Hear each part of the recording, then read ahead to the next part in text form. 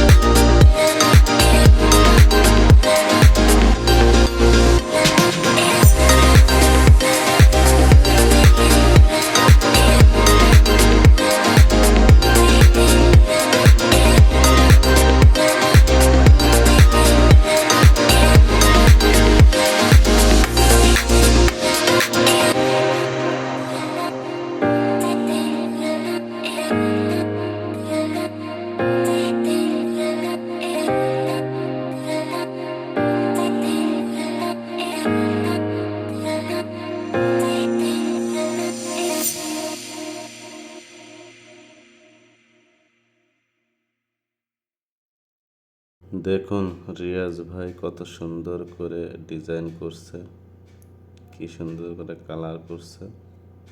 আমাদের বাংলাদেশে আমরা দেখেছি মাটি দিয়ে কত সুন্দর সুন্দর জিনিস বানায়, কিন্তু এই দেশে আপনার মাটি নাই, এই জন্য কাঠ দিয়ে এই সুন্দর সুন্দর জিনিসগুলো বানায়।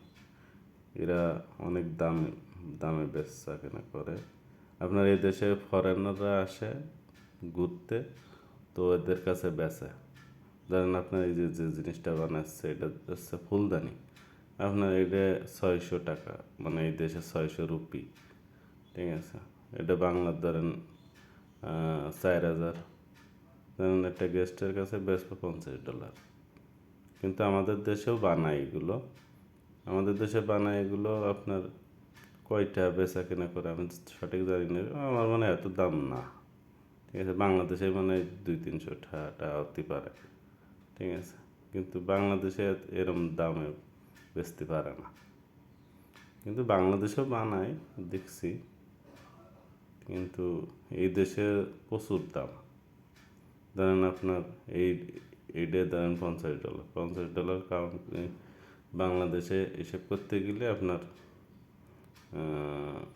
6-7 হাজার, ঠিক আছে। দেখুন কত সুন্দর করে বানাইছে। এই যে বসেও কাজ করতেছে আমাদের হামিম ভাই, রিয়াজ ভাই বানাচ্ছে। এ দেশের মানুষ বাইরে বাংলাদেশের লোক এনে এইভাবে কাজ করে, আপনার বেতনভুক্ত রাখে, ঠিক আছে। এরা প্রতিদিন ধরেন 5টা-6টা করে বানায়, এইটা 5টা-6টা বানায় দেয়। ধরেন এই যা হয়ে গেছে, দেখুন কত সুন্দর করে বানাইছে আজকে সাইডটা এই